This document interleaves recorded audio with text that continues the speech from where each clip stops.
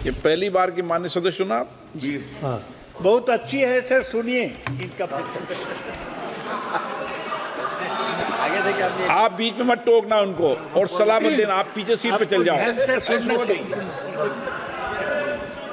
धन्यवाद अध्यक्ष महोदय, आपने मुझे बोलने का मौका दिया। मैं जादवपुर लोकसभा क्षेत्र से पहली बार चुनकर इस सदन में आई हूँ और मैं धन्यवाद देना चाहती हूँ मेरी लीडर ममता बनर्जी और अभिषेक बनर्जी का और जादवपुर लोकसभा क्षेत्र के सारे वोटरों का जिन्होंने मुझे भारी बहुमत से जिताया और इस सदन में भेज के बीजेपी को एक पैगाम दिया कि पश्चिम बंगाल में माननीय सदन में इन नेताओं को धन्यवाद नहीं होता। आप और ये संदेश सर ये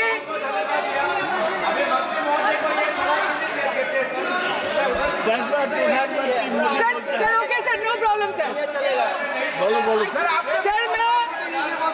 सर मैं धन्यवाद देना चाहती हूँ जादवपुर लोकसभा क्षेत्र के लोगों का जिन्होंने मुझे भारी बहुमत से यहाँ पे जिता के भेजा और ये पैगाम दिया कि पश्चिम बंगाल में नफरत की रणनीति और धोखेबाजी की राजनीति नहीं चलेगी।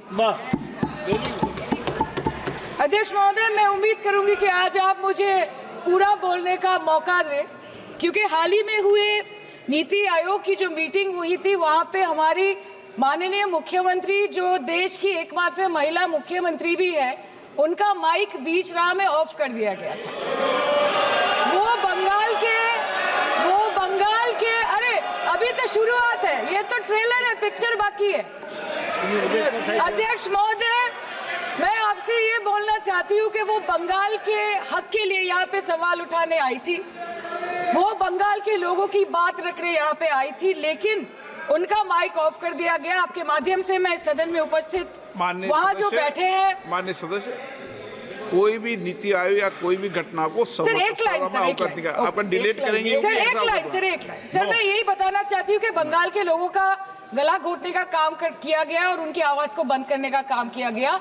आगे जाके बंगाल के लोग आपके पार्टी की माइक ऑफ कर देंगे। बस एक चुनाव बाकी, आप देख लीजिएगा। चाय से शुरू हुई थी सरकार और गाय पे अटक गई और विकास की मौसी 10 साल में रास्ते में भटक गई। सर पिछले 10 सालों में 1,12,000 किसानों ने इस देश में आत्महत्या की। एनसीआरबी की एक रिपोर्ट के अनुसार 10 साल में हर दिन इस देश में एवरेज में 30 किसान हर दिन अपनी जान ले लेते हैं। सर इस देश के लोगों का यही है किस्सा कि जिसको जिताया वो राजा की तरह जाएगा और जिन्होंने जिताया वो फकीर की तरह। Across several states and a whopping 2.4 lakh cattle died within months. ये बोलते हैं कि गाय हमारी माता है पर माँ की रक्षा करना इन्हें नहीं आता है। अध्यक्ष महोदय, आम आदमी के दूध, छाछ, लस्सी, दही, पनीर पर 5% की जीएसटी, क्रीम, कंडेंस्ड मिल्क, मक्खन, घी पर 12% की जीएसटी और अमीरों के हीरो पर सिर्फ 1.5% की जीएसटी। सरकार उनको रिलीफ नहीं देती है जो विदेश में जाके मिल्क शेक और लाते की चुस्कियां लगाते हैं। ये सरकार उनको रिलीफ नहीं देती जो आम आदमी 2 पैकेट दूध खरीदने से पहले 10 बार सोचता है। मैडम, मैं बस ये कहना चाहती हूँ कि इस बीजेपी सरकार ने पिछले 10 सालों में इस देश के लिए क्या किया, उससे बड़ी तालिका बनेगी कि 10 साल में क्या क्या कर सकते थे पर किया नहीं। 2014 में जो किसान मोदी है तो मुमकिन है सोच के और अच्छे दिन के ख्वाब देख के बीजेपी को वोट दे रहा था, आज 10 साल बाद वो बोलता है कि मोदी है तो नामुमकिन है। शायद अभी वो किसान है भी नहीं। तो इसीलिए मैं बोलना चाहती हूँ कि समय बड़ा महत्वपूर्ण होता है अध्यक्ष महोदय और बड़ा बलवान। बंगाली में हम एक बात बोलते हैं कि समय गेले साधन होबे ना। इसका मतलब यही है कि अगर समय चला गया तो साधना नहीं होगी, अगर भक्त रूठ गए तो आराधना नहीं होगी। और 3 से 303 से 240 के आंकड़े बोलते हैं कि इस बार जो आप चले गए तो दोबारा लौटने की संभावना नहीं होगी। तो यही बोल के मैं अपनी बात खत्म करती हूँ। Thank you so much. दोस्तों, सयोनी घोष ने बंगाली फिल्मों और सीरियल से अपनी पहचान बनाई। सयोनी घोष बंगाली फिल्म और टेलीविजन अभिनेत्री हैं, वो सिंगर भी हैं। उनके एक्टिंग करियर की शुरुआत एक टेलीफिल्म इच्छेदाना के साथ हुई थी और बड़े पर्दे पर उनकी शुरुआत फिल्म नोटो बोल्ड नॉट आउट से हुई। इसके बाद सयोनी घोष ने कई फिल्मों में काम भी किया है। दोस्तों, साल 2021 में सयोनी घोष पहली बार सुर्खियों में आई थी।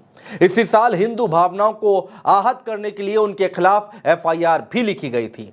दोस्तों, 2021 के मार्च में पश्चिम बंगाल विधानसभा चुनाव में आसनसोल दक्षिण से टीएमसी की ओर से उनको टिकट दिया गया था, लेकिन वो भाजपा के उम्मीदवार से हार गई थी।